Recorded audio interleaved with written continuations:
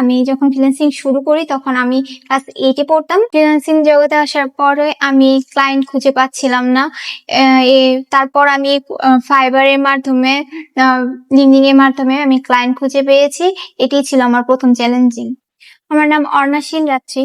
আমি নারায়ণগঞ্জ ফতুল্লা সস্তাপুর থেকে এসেছি।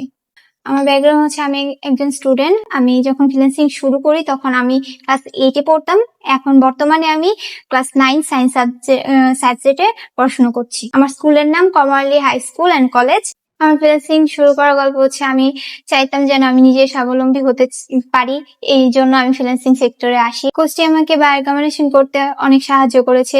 ফ্রিল্যান্সিং শুরু করার পর আমার প্রথম সাফল্য ছিল বায়ার কম্বিনেশন করা। কোর্সটি করার আগে আমি বায়ার কম্বিনেশন করতে পারতাম না, কিন্তু কোর্সে আসার পরে আমি স্যারদের সাথে বায়ার কম্বিনেশন শিখে তারপর আমি নিজে বায়ার কম্বিনেশন করতে পারি। এখন ভবিষ্যতে আমি আশা করি আমি আরো ভালো কিছু করতে পারবো। ফ্রিল্যান্সিং জগতে আসার পরে আমি ক্লায়েন্ট খুঁজে পাচ্ছিলাম না।